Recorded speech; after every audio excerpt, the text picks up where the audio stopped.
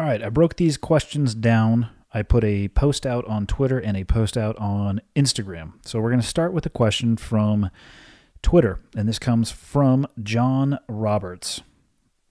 And your Twitter handle or name is long with a lot of underscores. So, John Roberts, this one is for you. The question is, what are your thoughts on team sports in our culture?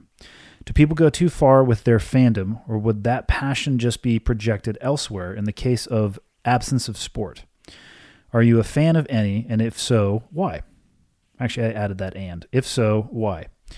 Do you find value in them personally or for our culture? This is the first time I've been asked a question like this, which is why I selected it. And the answer is, I have no idea if people go too far. In my experience, from what I've seen though, is that if people put someone on a pedestal and they make that pedestal too high, it's only a matter of time before someone or something falls off. I know people are passionate about sports, and I know people are passionate about their particular team and sometimes players. I don't think there's anything wrong with that as long as you can maintain your objectivity. Now, as far as to whether or not I am a fan, the word that I would describe when it comes to professional sports for me would be indifferent. I don't seek it out, but I also won't ignore it if it's on. I have no problem sitting down and watching a football game or a baseball game, but it's not something that I'm actively going to seek to do with my time. So with that, to answer the do I find value with them personally, not really. I'd rather do something else with my time because it is limited. Now, do I think that there's value as a society? I think there can be, because I think that a lot of people look to professional athletes and professional sports and they find inspiration, or it's something that is aspirational for them. They can find potential role models, and those role models, because of where they are, have an enhanced platform and an enhanced spotlight. But like I opened with, if you build the pedestal too high, I think it's a matter of time until those role models start falling off. So in addition to those things, I also think that competition and seeking out competition, which is exactly what sports are, and having a winner and having a loser, there's value in that. There's value, and I think it's essential for people to learn how to win and, of course, more importantly, learn how to lose without losing their mind. So I'm okay with, I don't know if we go too far as a society when it comes to the fandom. What I can say is this. When it comes to people that I think of as heroes, even though I hear that term associated a lot with professional sports, and I'm not making a value of that term and it being applied to professional sports, but what I will say is that my personal heroes have never had their names on the back of their uniform. They always had them on the front. Soldiers, first responders, firefighters, police officers, and those that are serving the community, as opposed to those that have a community watching them play a sport. But that's just my personal opinion. Question number 2 comes from Twitter as well, and then we're going to switch over to Instagram. This one is from Barracuda, and the question is, what's the most common leadership question that you get asked? Keep inspiring the masses. I'm not so sure if I'm inspiring anybody, but I'll do my best. And as far as the most common leadership question that I get, I spend, I would say, 1/3 to maybe just under 1/2 of my year traveling around speaking on leadership. A lot of the time, the topic isn't always that. Sometimes it's motivation, decision-making, a variety of topics. But regardless of what topic I am asked to speak about, I generally will weave it back into leadership to one degree or another. Because if I had to pick out of all of the weapons that I was ever around in the military and all of the tools that I've ever been around in my entire life, the most impactful and effective weapon and tool that I've ever seen is leadership.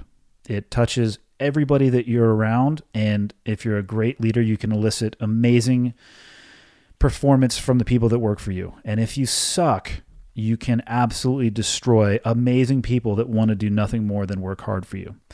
And the most common question that I get is, what should I do if I work for a bad leader?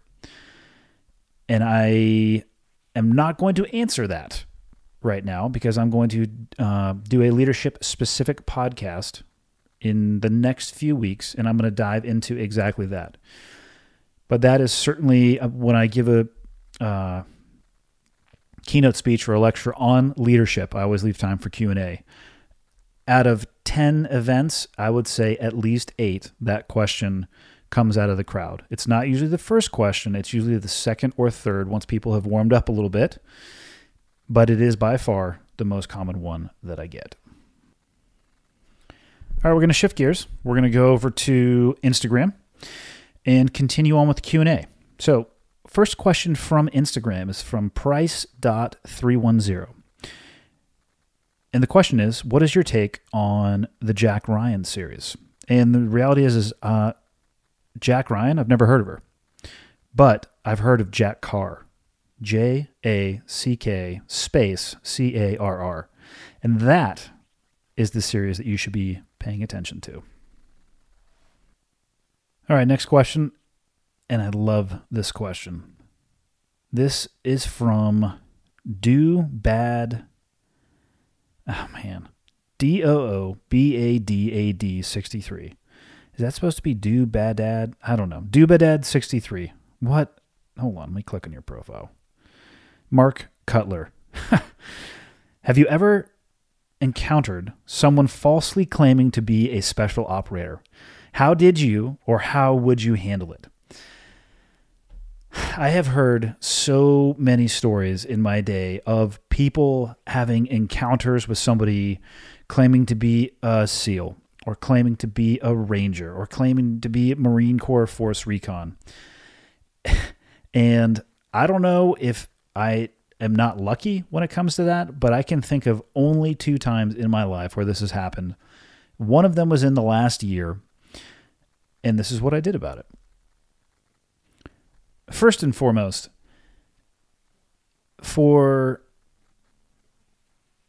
nobody listening to this podcast would fit the bill of somebody who goes out and portrays themselves as something that they're not. Because anyone from the actual community of individuals that you are pretending to have been a part of, it is so rapidly and painfully obvious that you're full of shit. Now, I think the frequency that this is happening is increasing because of the internet. It allows you to have access to terms, terminology, names.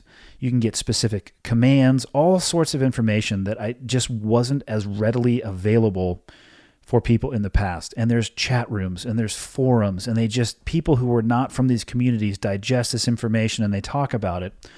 So what it allows an individual to do is to develop a vocabulary and at a broad level to be able to speak as if they come from that actual community.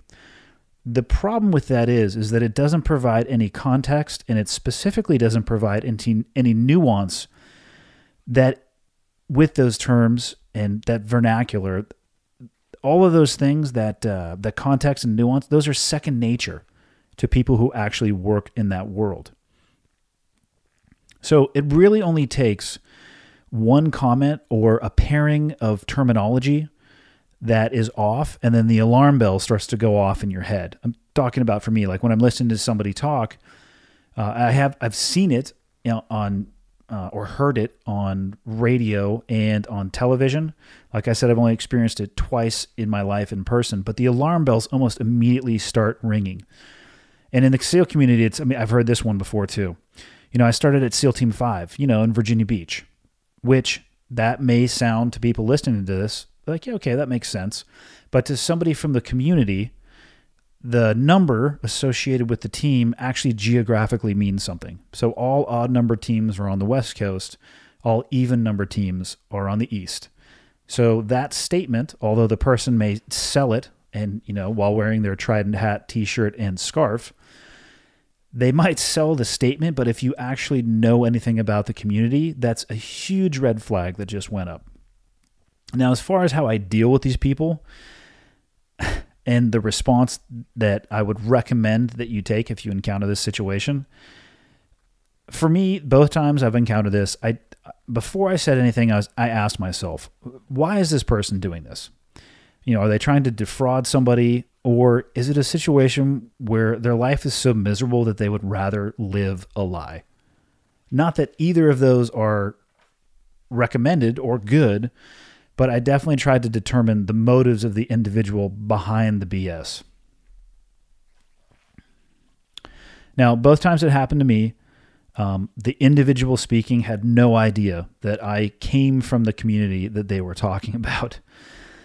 So what I do, or what I did in both of these circumstances, just to be sure, right? Because I've spoken too fast before without thinking, and I'm sure I've misspoken and unintentionally combined some things that shouldn't have been combined and maybe gave off the impression that I didn't know what I was talking about.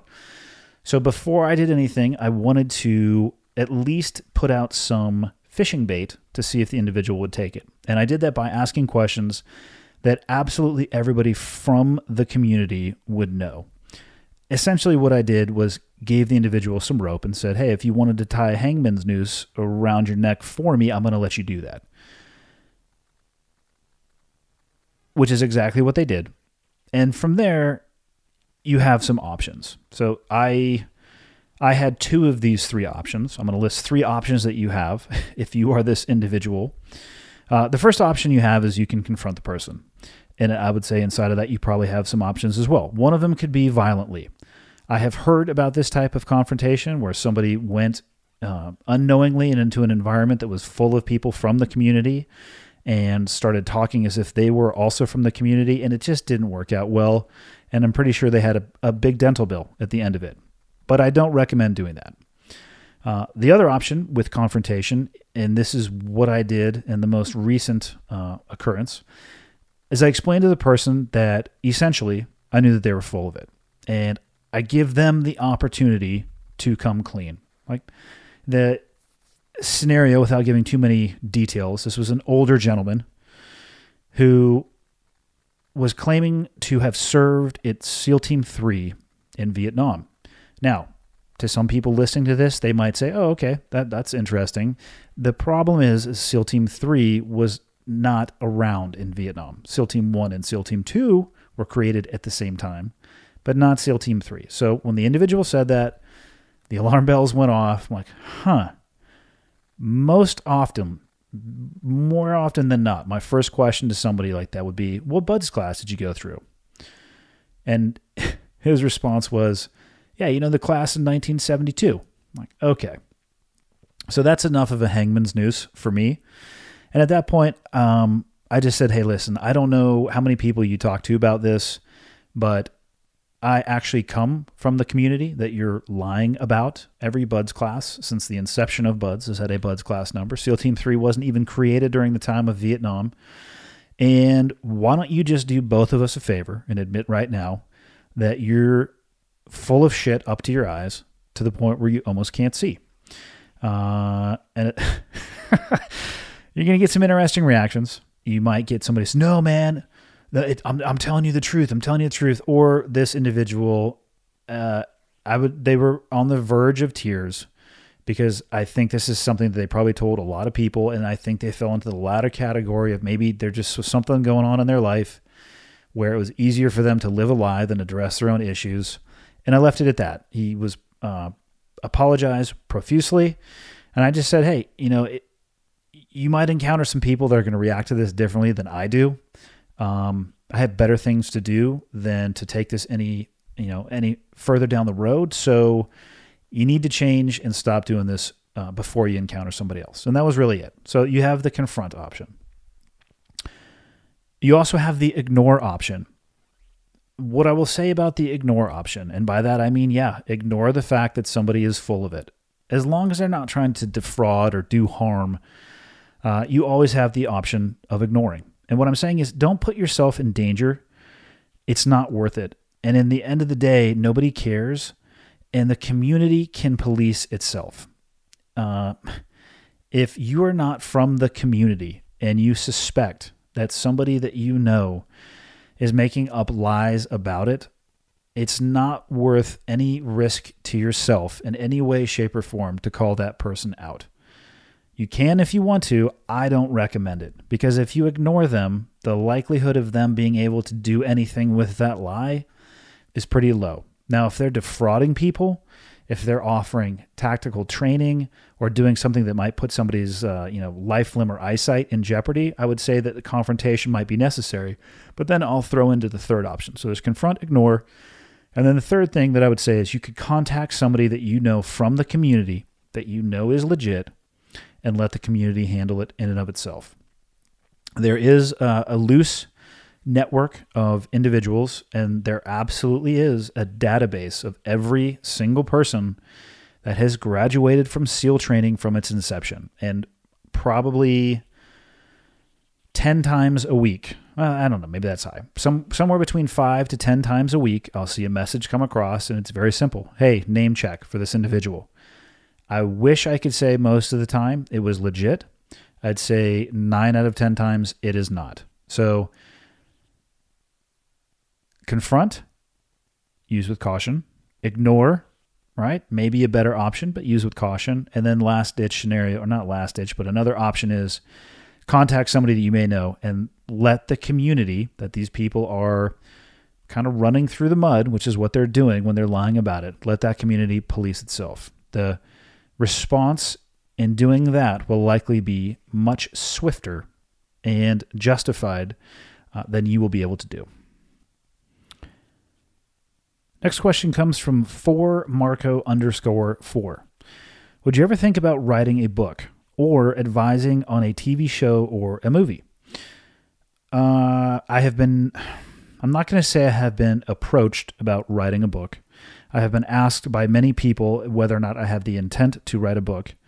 And my answer is no. I have no intent to write a book. I have a blog that I write in less frequently now that I have this podcast, because it's easier for me to articulate verbally than it is for me to write. Even though I am working on a few articles for the blog, but the blog is called Confessions of an Idiot, which is how I think of myself. So it's me talking about things that I believe. The website's confessionsofanIdiot.com. And as far as advising on a TV show or a movie, I've been present on a movie set. I wasn't there in an advisor role capacity. And I have done some advising on 2 series of a TV show. Not at a crazy level, but at a level where I felt comfortable providing input for maintaining their authenticity. The producers for the show, one of the charters of the show is to try to keep it as true as possible and tell the entire story of what it means to be a SEAL, not only from the tactical perspective, but on the family side as well. And I felt comfortable. I didn't have my name directly associated or attached to it. Not that I'm embarrassed by it at all. I just prefer to help them without having the spotlight on me in any way, shape, or form. And it was a cool experience. It's the struggle between trying to entertain people and be accurate and authentic it's a pretty tenuous relationship. And I'm glad that I did that the filming occurred over a year and a half, but I wasn't doing it for a year and a half. It would be in and out. But in the end of the day, I'm glad that I actually did it. Next question comes from Meddington44. With your busy schedule, how do you find time to train? Well, I'm going to say right now, you're probably not going to like my answer to this, because I think it's relatively straightforward. I make time. That's the most concise answer that I can give you. With that, though, some days my time is much more limited than others, so I'm very realistic about my goals and expectations. I'm not 25 years old anymore.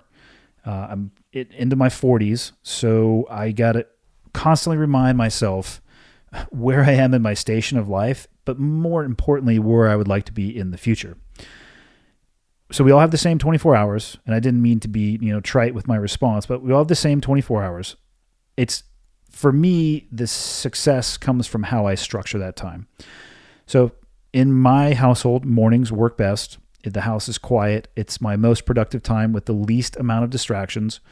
So generally what I will do is get up, cup of coffee, kind of ease into the day, get caught up on electronic stuff. If, emails, phone call, probably not phone calls because I get up relatively early, but it allows me to get ahead on an email perspective on the East Coast and the West Coast.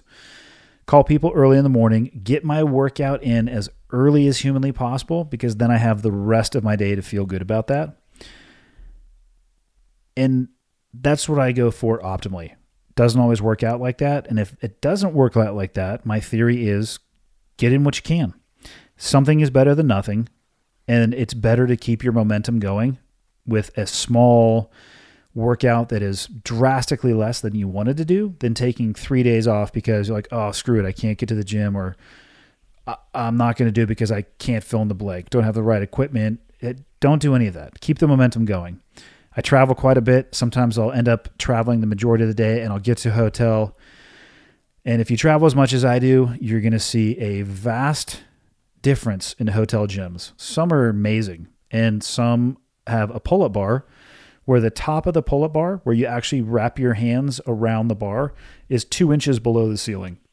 So I don't know how you'd even get your chin over the bar unless you smash it into the drop-down ceiling, which I may or may not have done on a few occasions. So when I say get it in and I'm in that environment, I just keep it simple and just try to do something that gets me sweating. So kind of a go-to for me, like on a hotel, 50, 40, 30, 20, 10, air squats, push-ups, sit-ups, rotate that however you'd want to. Sometimes I'll put my feet up on a chair or put my feet up on the bed, but something along that structure. And a lot of the times I'll do, I'll add like a fourth exercise, and I'll do 50 squats, 10 push-ups, 50 sit-ups, 10 something else, and then 40, 20, 40, 20, and just kind of alternate. So it's like an elevator. One's going up and one's going down, just to break the monotony. That helps me. And another one that I've done actually quite a bit is if I'm staying at a hotel that has multiple floors, I'll go and I'll find the fire escape and I'll do sprints to the top, and I'll do 10 burpees at the top and then walk back down, sprint up to the top, 9 burpees. It's pretty awesome because, halfway through or at some point, somebody's going to come into the fire escape. You're going to freak them out, which I enjoy. And then, you have extra motivation for your workout. But the key for me with my schedule, and I think for anybody with a busy schedule, is to prioritize and build in time for the things that are going to give you the most benefit. Next question comes from Rex_HRABETIN. I have no idea how to say that. But his question is, are you friends with Tim Kennedy? If so, will you ever have him on Cleared Hot? Yes, I definitely consider Tim to be a friend. I haven't spent a ton of time with him, but I will reach out to him occasionally, or he will reach out to me occasionally. And I think it is only a matter of geography and time until I have him on the podcast. I love the fact that he is vocal about his beliefs, whether or not I agree with or disagree with his stance or statements. I appreciate the fact that he's willing to stand there and make it, and then also stand behind it. So I think he would be a great guest, and I am looking forward to getting him on the podcast. Next question comes from Maloisi, Maloisi. How common is it for a SpecOps unit to start a combat mission with a HALO, which stands for High Altitude Low Opening, meaning they take a delay? I cannot remember the specifics, but a delay of, I'm going to call it longer than 10 seconds, or a HAHO, High Altitude High Opening Jump. Oh man, this is another question I wish I could give you just a riveting and exciting answer on. The truth is, it's extremely unlikely.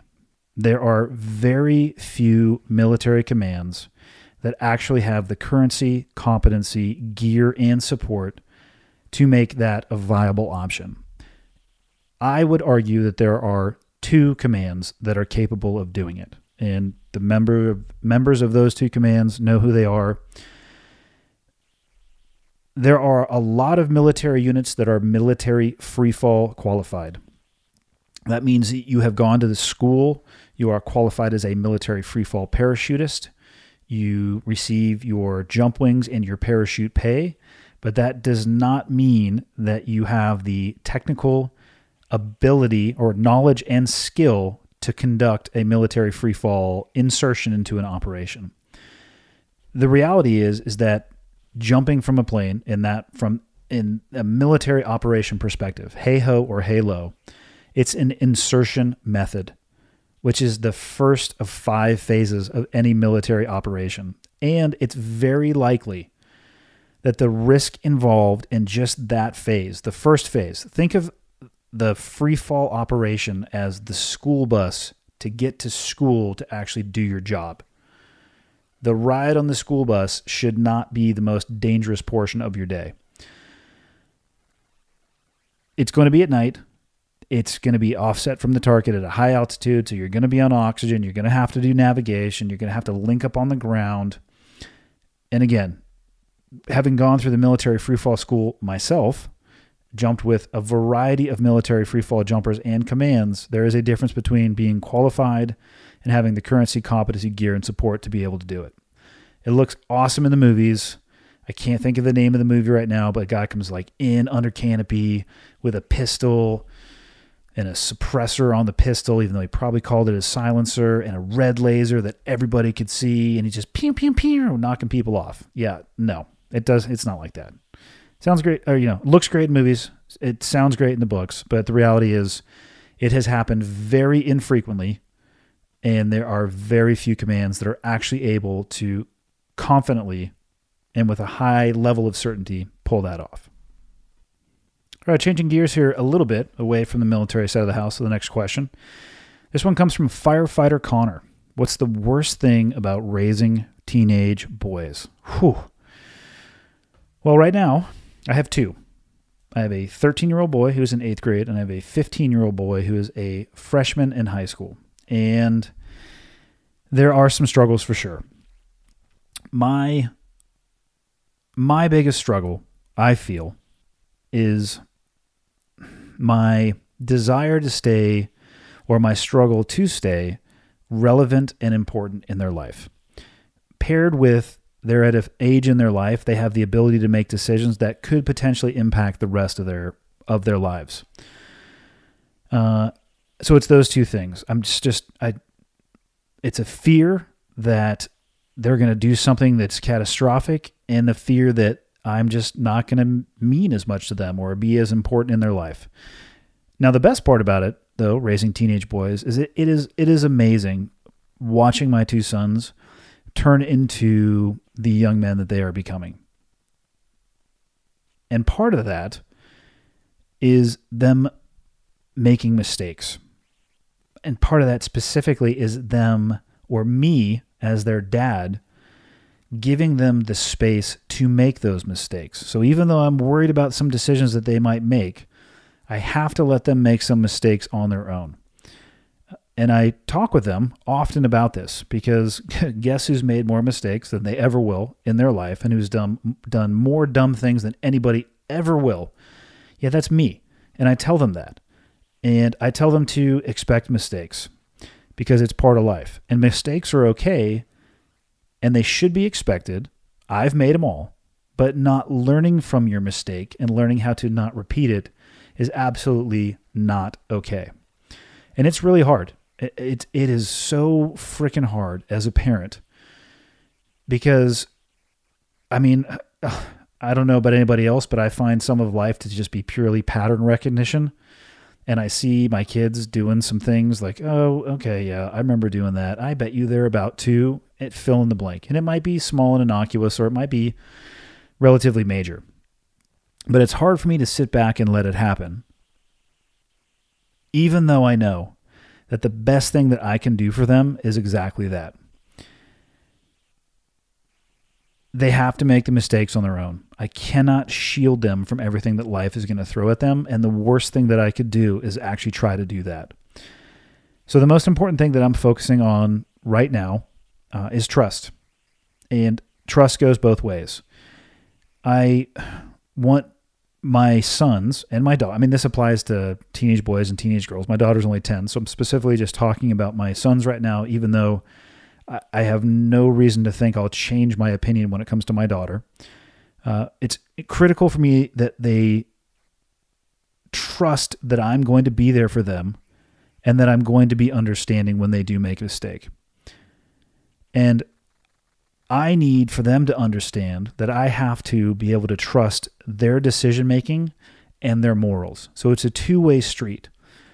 I want them to come to me with questions, concerns, fears, and I don't care how old they are. I don't care if they're in their teens or their 40s. I want to maintain that relevancy in their life so that if they have a question, maybe I'm not the first person they come to, but at least I'm on the short list. That's what I'm aiming for. And they won't do that if I crush them, which is really hard. Like I said, seeing some mistakes that are loading up into the barrel and you know it's going to happen, it's, that tenuous relationship all while they are growing and developing outside influences and interests of their own. It is incredibly challenging, to say the least. And my wife and I we're doing the best that we can. I mean, I'd say we're far from perfect, but we're giving it our absolute best effort. Next question comes from Drake079. What are some things you do to combat entitlement with your children? I'm assuming you mean to combat a sense of entitlement. And this is a perfect question because it ties into the one that I just answered. But I like it. So here we go. Sense of entitlement. In my experience, it does not develop overnight, nor does the appreciation for hard work and what that hard work can bring. So the strategy that we use, me and my wife, is it's pretty simple. If you want something, you have to work for it. Now, I say that, and I buy my kids stuff all the time. I'm not saying that, Dad, I want to get a hot chocolate. All right, son, what are you going to do to work for it? That's not what I'm saying. Obviously, I like to think I'm a normal parent. And an argument could be made, maybe I do buy my kids too much stuff sometimes. But when it comes to things that have true value or meaning to the kids outside of just a latte, even though they're not drinking lattes, a hot chocolate with whipped cream. If they want something, they understand that they have to work for it. Now, their job right now is school. So most of the rewards that they ask for, or the things that they ask for that would be considered a reward, are tied to their grades. Now, this one sucks because if you set a standard, you have to hold it. Otherwise, you actually have no standard, and what message does that send? So there have been times where we have a goal, and the goal or the work that was needed to accomplish to arrive at that goal came up short, and it sucks. It sucks to sit there when your kid is crying because they want something that has perceived value to them, and you wanted something from them that has perceived value to the world, hard work, adherence to a standard, living up to your word, and it just didn't work itself out. You have to hold the line. And that's what I do. And it sucks sometimes, but they'll be a better adult for it. In addition to that, I talk a lot with my kids about how fortunate we are. Let's be honest, a first world bad day is better than most third world great days. It might not even be possible to bridge the two gaps. So I try to talk with them a lot about how fortunate we are and give them verbal examples. I try to provide perspective through travel. I take them as often as I can outside of the United States to show them that the way that we live is not the only way that other people live. Getting them outside of their normal, I guess, would be another way to say that. And they know that when they say, I want fill in the blank, my response is going to be, what is your plan to earn it? The reality is the world is not going to pamper my kids, even if they are awesome or they suck. I obviously think they're awesome because they're my kids, but the world's not going to pamper them, and it's not going to provide for them every little thing that they want. So why, as a parent, would I set them up for failure by creating an example of exactly that? I want this. Okay, here you go. I want that. Okay, here you go. The easiest way to provide somebody a feeling of having no value for an object or an item or whatever it is don't make them work for it. If they don't understand what it takes to achieve that object or item or the time, effort, and resources put into it, of course they're going to have a sense of not understanding its worth. And if they just consistently get things handed to them on a platter without working, yes, they're going to feel entitled. And then the world is going to kick them squarely in the teeth, because the world does not reward a sense of entitlement. It rewards the individual that's willing and able to put their head down and work their way through a problem. And that's what I'm trying to develop in my own kids.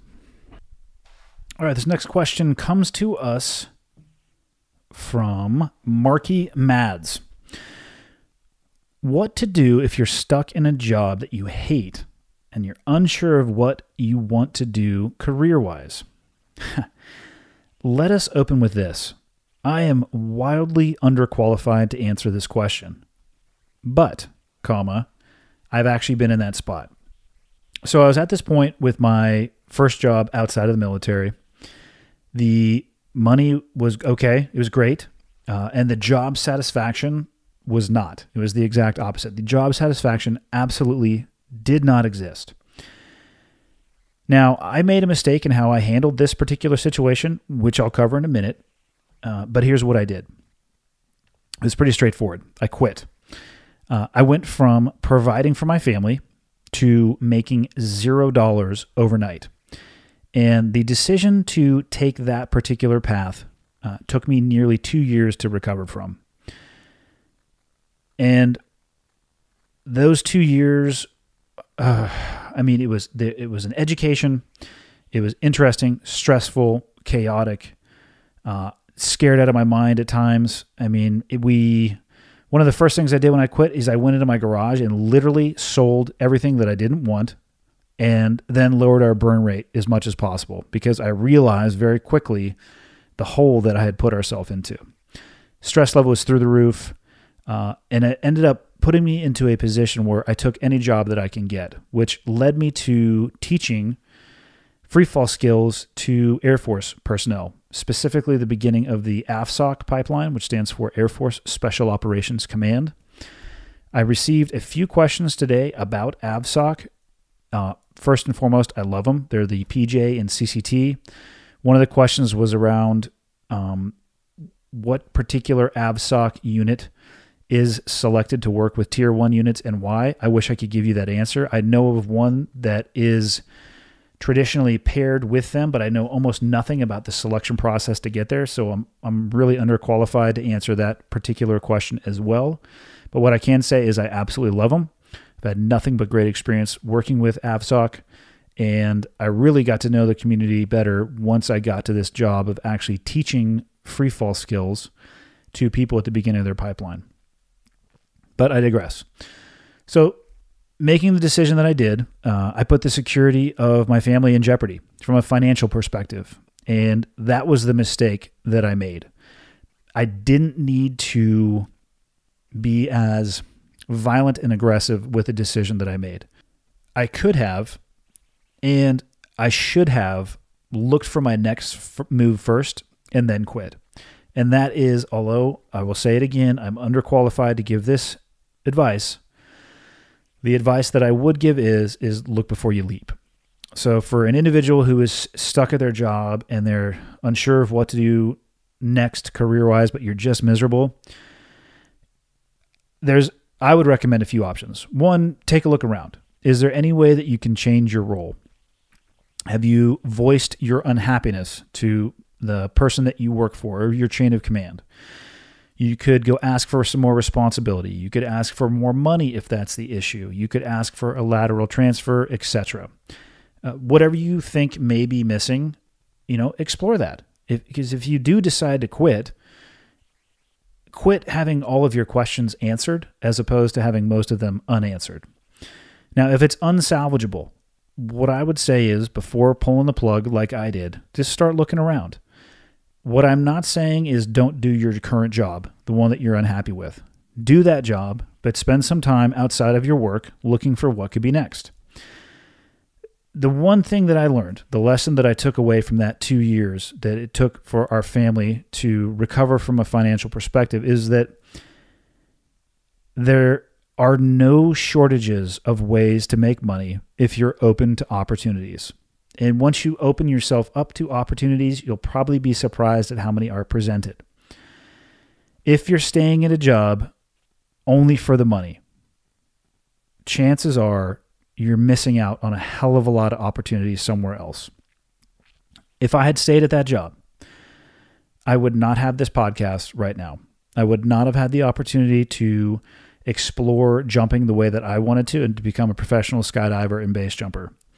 I would not have had the ability to become a public speaker and develop my leadership consulting company.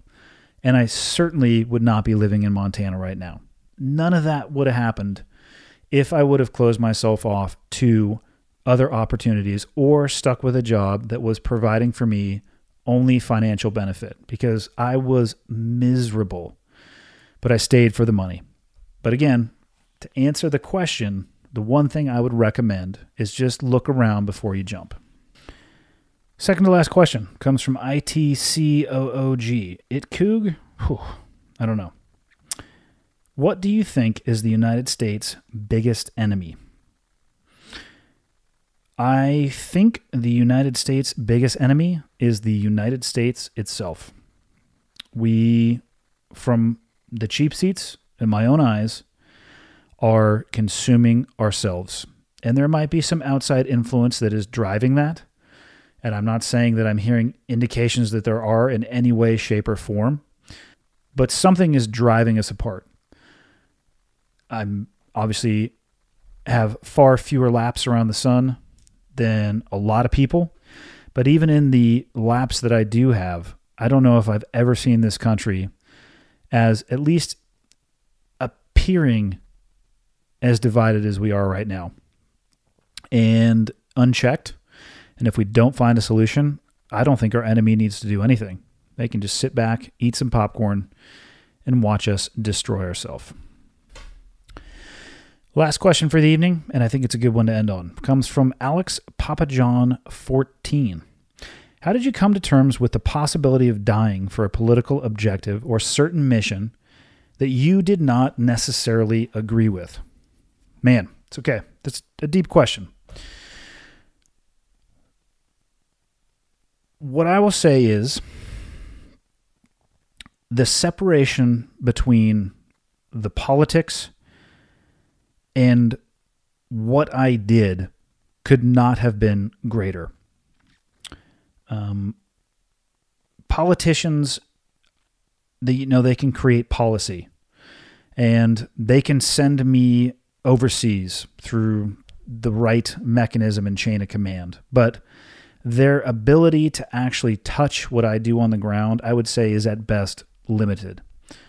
Now, having said that, there are only a few absolutes that I agree with. I actually despise absolutes. I don't like the number 100 or 0 when it comes to percentages. But there are a few that I do agree with. Now, one of them is good and evil, and that is because I have seen both with my own eyes. Evil has to be confronted, and when it's possible, it has to be destroyed. So I had that understanding even when I was young and enlisted in the military. It could be stated or argued, even though it was pre-9/11 and I joined a peacetime military, that I volunteered to fight, because the military is the armed forces. There's a reason that those forces are armed. Now, after 9/11, I re-enlisted multiple times. I believe in what this country stands for, and I am still willing to die for that. Now, my optic, though, on the distance from the politics and the political objectives, it may differ slightly than others from others in the military, because I had a not incredibly unique experience, but one that is probably atypical for most in the military. And by that I mean I worked in a very small unit. What we did on a day-to-day level was highly targeted.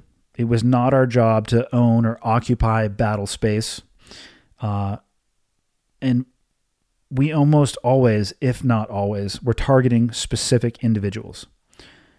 Now, inside of those parameters, I didn't go on missions that I did not agree with. And you need to understand from a operational perspective, missions are not just haphazardly created. Like, wake up in the morning and sit around the coffee pot and be like, hee-haw, boys, who you want to go after tonight? Like, it's the exact opposite of that, actually. It's very structured. Battle space overseas is broken up by battle space commanders, right? Military chain of command. If you want to operate inside of somebody's battle space, what it is that you're trying to accomplish has to meet their objective and goals. And oftentimes they will come to you and say, hey, we need you to do this so we can meet our objective and goals. So each mission had a purpose beyond it was just a target.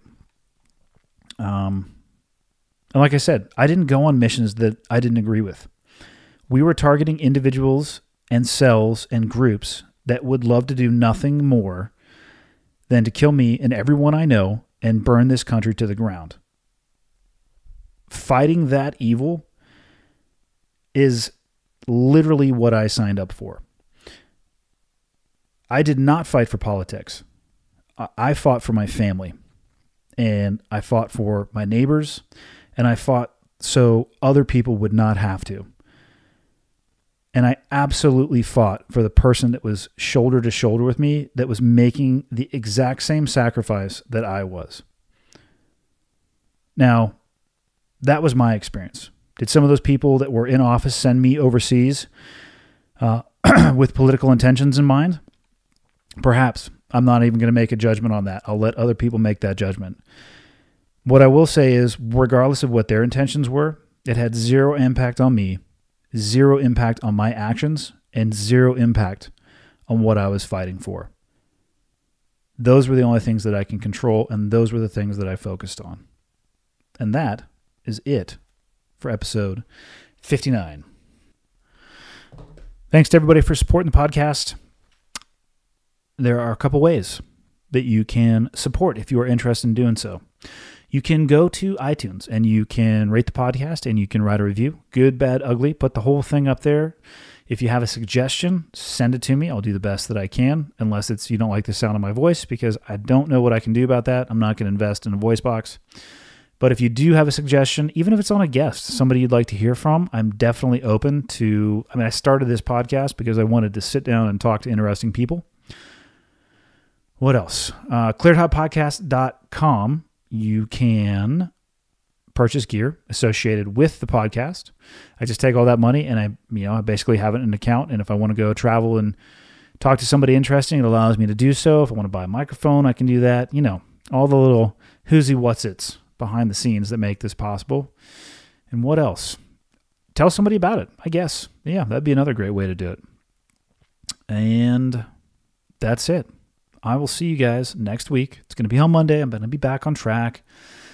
No more time off. I know I'm a lazy son of a bitch, but sometimes you got to recharge just a little bit. That's it. Episode 59. See you guys next week.